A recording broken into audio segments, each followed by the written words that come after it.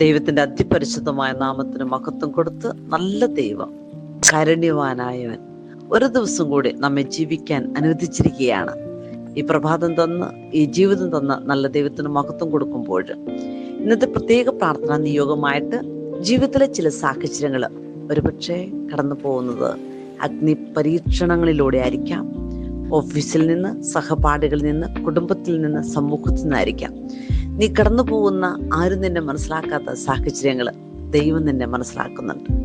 നമുക്കറിയാം, ദാനിയേൽ പ്രവാചകന്റെ ജീവിതത്തിലേക്ക് കടന്നു ചെല്ലുമ്പോൾ 14-ാം അധ്യായം നമ്മൾ വായിക്കുമ്പോൾ ഹബക്കൂക്ക് പ്രവാചകനിലൂടെ ദാനിയേലിനെ ഭക്ഷണം കൊടുത്ത് ദൈവം അനുഗ്രഹിക്കുകയാണ്. ദാനിയേൽ പറയുന്നുണ്ട് 14:38 ദൈവമേ, അങ്ങ് എന്നെ ഓർമ്മിപ്പിച്ചിരിക്കുന്നു, അങ്ങേ സ്നേഹിക്കുന്നവരെ അങ്ങ് ഒരിക്കലും ഉപേക്ഷിച്ചിട്ടില്ല.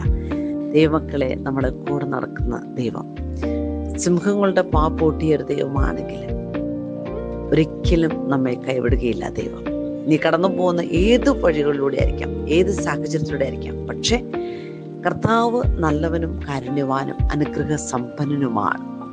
അതാണ് സൂസന്നയുടെ ജീവിതത്തിലേക്ക് കടന്നു ചെല്ലുമ്പോൾ നമുക്ക് മനസ്സിലാക്കാൻ പറ്റും. സൂസന്ന മരണത്തിന്റെ മുന്നിൽ ദൈവത്തിന്റെ സന്നിധിയിലേക്ക് നിലവിളിക്കുന്ന ഒരു പ്രാർത്ഥനയുണ്ട്.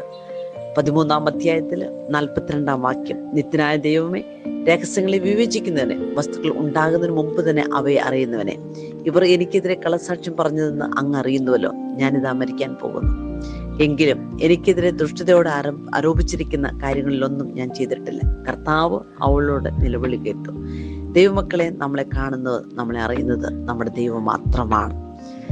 നീ കടന്നു പോകുന്ന ഏത് അവസ്ഥകളിലൂടെ ആയിരിക്കാം, ഒത്തിരി തെറ്റിദ്ധാരണകളായിരിക്കാം, അഗ്നി പരീക്ഷണങ്ങളായിരിക്കാം, അല്ലെങ്കിൽ കടന്നു പോകുന്ന സാഹചര്യങ്ങൾ ആരും നിന്നെ മനസ്സിലാക്കുന്നതായിരിക്കാം. പക്ഷെ തമ്പുരാൻ പറയുന്നുണ്ട്, ഈ ഇരുട്ട് മാറ്റി പ്രകാശം ഞാൻ നടക്കും, ഈ രാത്രി മാറി സൂര്യൻ നിന്റെ ജീവിതത്തിലേക്ക് കടന്നു പോരും.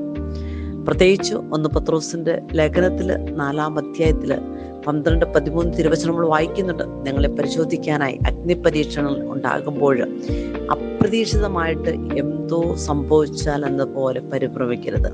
ക്രിസ്തുവിന്റെ പീഡകളിൽ നിങ്ങൾ പങ്കുകാരാകുന്നതിന് ആഹ്ലാദിക്കും. അവന്റെ മഹത്വം വെളിപ്പെടുമ്പോൾ നിങ്ങൾ അത്യധികം ആഹ്ലാദിക്കും.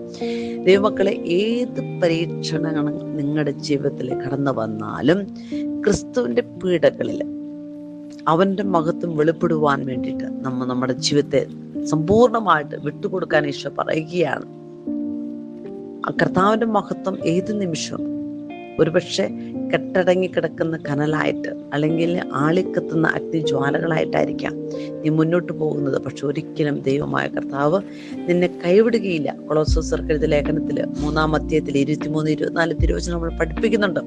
നിങ്ങളുടെ ജോലി എന്ത് തന്നെ ആയിരുന്നാലും മനുഷ്യനെയല്ല ദൈവത്തെ സേവിക്കുന്നത് പോലെ ഹൃദയ പരമാർത്ഥത്തോടെ ചെയ്യുവിൻ. നിങ്ങൾക്ക് പ്രതിഫലമായി കർത്താവിൽ നിന്ന് അവകാശം ലഭിക്കുമെന്ന് അറിഞ്ഞുകൊള്ളുവിൻ. കർത്താവായ ക്രിസ്തു തന്നെയാണല്ലോ നിങ്ങൾ സൂക്ഷിക്കുന്നത്. ദൈവമക്കളെ, നമ്മൾ എന്ത് ചെയ്താലും, ഏത് വാക്ക്, പ്രവൃത്തി, ചിന്ത, അത് ദൈവത്തിന് വേണ്ടിയിട്ട്, മനുഷ്യരെ അല്ല.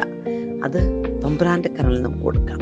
കടന്നു പോകുന്ന സാഹചര്യങ്ങൾ, അനുഭവിച്ചറിയേണ്ട അനുഭവങ്ങൾ, കണ്ടുമുട്ടേണ്ടി വരുന്ന വ്യക്തികള്, ഓഫീസുകളായിരിക്കാം, സഹപാഠികളായിരിക്കാം, കുടുംബത്തിൽ തന്നെ ആയിരിക്കാം. പക്ഷെ ദൈവത്തിന്റെ കരങ്ങളിൽ നമുക്ക് വിട്ടുകൊടുക്കാം.